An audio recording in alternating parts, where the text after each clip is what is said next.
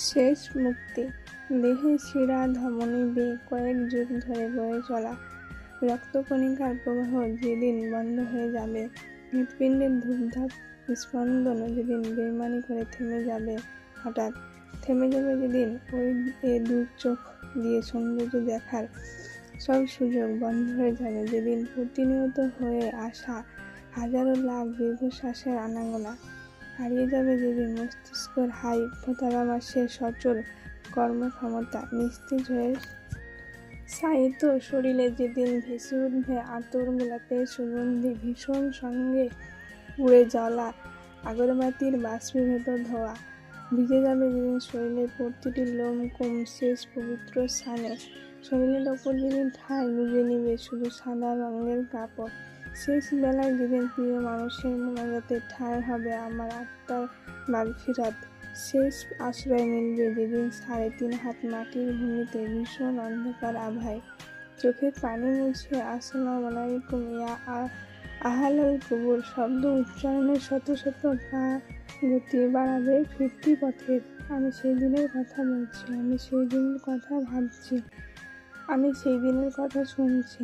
সেই দিন এই অসহায় আমার কি হবে, আমার অস্তিত্বের সাথে সৃষ্টিকর্তার কি হিসেব হবে, আমার মুক্তি মিলবে কি সেদিন, আমার কলুষিত রক্তে আবার কি মিশবে বিশুদ্ধ অক্সিজেন প্রবাহ, আমি কি আবার স্বাদ নিতে পারবো কোনো নিয়ামতের, আমি কি দেখতে পারবো ইহকাল না দেখে সেই অপর সৌন্দর্যের কোনো চিত্র, আমার কানে ভাসবে কি পাখির গুঞ্জনের মিষ্টি সুর, আমার সাথে কি হবে সেদিন মুক্তির আলাপন, আমি সেদিনের কথায় কর্ণপাত করছি, আমি মুক্তির পথে সেই দিন একটু একটু করে হেঁটে যেতে চাই সৃষ্টার নিকটে আত্মার অমর শান্তি কামনায়। রূপ বদলেছে ভালোবাসা, বছরের পর বছর অপেক্ষায় থাকা প্রিয় মানুষটিকে প্রথমবারের মতো ভালোবাসি বলার সময়টা আমরা পার করে এসেছি। বর্তমানে আমরা মুহূর্তের এই ভালোবাসার রূপ বদলিয়ে বিভিন্ন রং ঢঙে প্রতিনিয়ত ভালোবাসতে শিখে গেছি। আমরা হাত না ছুঁয়েও দিনের পর দিন নির্জনে হেঁটে হেঁটে প্রিয় প্রেমিক যুগলের পথ ভুলে সন্ধ্যা নামানোর যুগটা পেরিয়ে এসেছে। আমাদের এখন প্রচণ্ড ভয়, গা ঘেঁষে না চললে কিংবা সব স্পর্শতা না রাখলে পরে না আবার ভালোবাসায় বড্ড ঘাটতি পড়ে যায়। রাগ অভিমানের দেওয়ালে ডেঙ্গিয়ে সপ্তাহে একটা দিন প্রিয় মানুষটির কণ্ঠ শুনতে পাওয়ার কিংবা তাকে দেখতে চাওয়ার ছটপটময় অপেক্ষা করার সোনালি দিনগুলো কর্ম ছাড়িয়ে ফেলেছি। এখন আমাদের ঘটনার পরে ঘটনা কথা বললে রাতের শেষ প্রহরের সূচনা না ঘটালে প্রেম জমে ওঠে না, কিংবা তাকে প্রতিনিয়ত না দেখলে হৃদয়ের ব্যাকুলতাও কমে না, সম্ভব হয়ে ওঠে না আর সেকালের মতো জন্মদিনের শুভেচ্ছা স্বরূপ লেখা হয় না, কাঁচা হাতে শত চেষ্টায় সৃষ্টি কোনো কবিতা কিংবা আবৃত্তি হয়ে ওঠে না। ছুঁয়ে যেও তুমি আমার বনভূমি দক্ষিণ সাগরের সমীরণ, যে শুভক্ষণে মম আসিবে প্রিয়তম ডাকিবে নাম ধরে অকারণ, সস্তা উপমায় দোকান বসিয়েছে বাজারে, বেচা কেনার জন্য গ্রাহক ক্রেতার উপচে পড়া ভিড় রকমারি প্রণয়ের, আমাদের প্রজন্ম ভালোবাসতে শিখেছে গড়ে তোলা সেই ভালোবাসার ভাঙন সাধন করে বিলুপ্ত ঘটাতে যুগের বদলে যাওয়ার বদলেছে ভালোবাসা, বদলে যাওয়ার যখন মুখ্য হয়ে উঠেছে জীবনের মূল মন্ত্র হিসেবে। সুন্দরের কোনো রং নেই, মনের কিন্তু কোনো রং হয় না। সাদা চেহারার মানুষটি যে অনুভূতি নিয়ে বেঁচে থাকার অধিকার রাখে, কালো শ্যামা বর্ণের মানুষটিও কিন্তু তার এতটুকু ব্যতিক্রম নয়। পার্থক্য শুধু অনুভূতি গ্রহণযোগ্যতার। সৌন্দর্যের নির্দিষ্ট কোনো সংজ্ঞা নেই, সৌন্দর্য হঠাৎ করে শ্যামা বা কালোতেও উপস্থিত হয়, ধরা দেয় বাহিক্য বিচারে অসুন্দর মানুষে। তোমার বিধাতা তোমার করেছে কালো, তুমি করবে কি? কবিতা শুধু বাঁকানো ঠোঁট, ঢেউ খেলানো ভরু সঙ্গে সাদা কোমল ত্বক কিংবা লম্বা কেশ নিয়ে লেখা হয় না। কবিতা মাঝে মাঝে কালো বর্ণের মেয়েটিও উস্কো খুস্কোকে খোলা চুল নিয়েও লেখা হয়। সুন্দর তকমা লাগানো মেয়ের খোঁপায় শিউলি ফুলের মালাটা পরানোর অধিকার হস্তক্ষেপে লাগে জনতার সংঘর্ষ, অথচ কালো উপমায় উপমিত তোমার খোপায় একটা গোলাপ গুজে দেওয়ার বাইনা দূরে থাক, অনুভবটা কে করে না কখনো।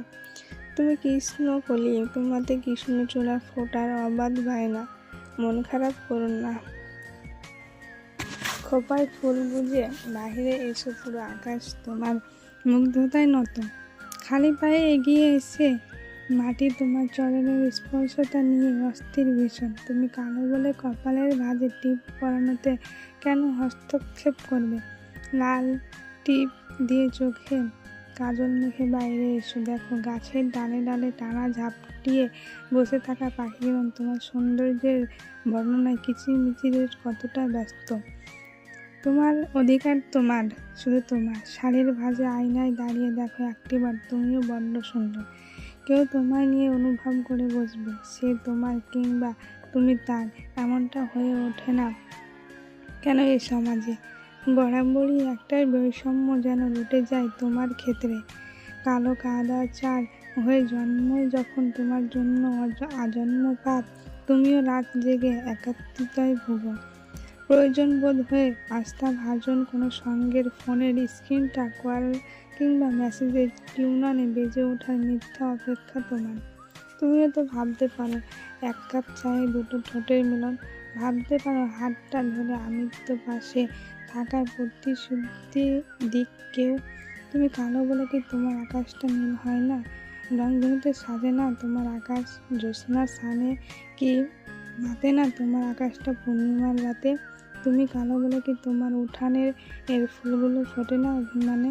বৃষ্টিকে তোমায় ভেজায় না তোমার অতৃপ্ত আত্মা?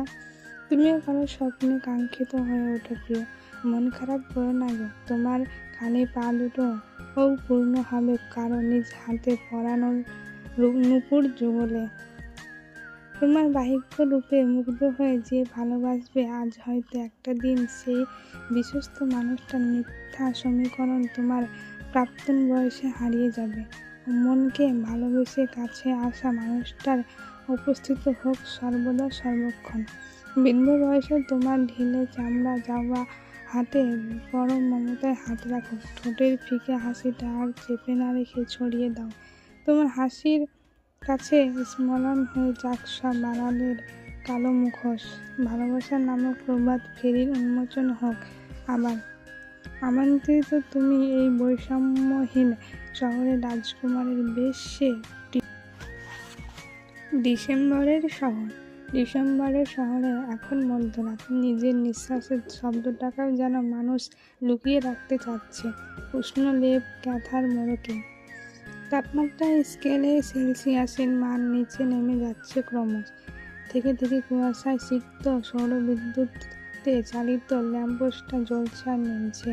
সারাদিনের ক্ষীণ সূর্য আলো শুকিয়ে ওঠা ভিটামিনের পিচঢালা রাস্তায় অবিরত ধারায় চলছে এখন কুয়াশার টুপটাপ ঝরে পড়া।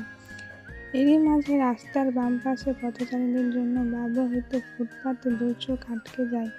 একজনকে আবৃত করার যোগ্যতা রাখে কম্বলটা প্রস্তাব বরাবর শায়িত হয়ে তিনটা শরীরকে ঢাকাবার বৃথা চেষ্টা চালাচ্ছে।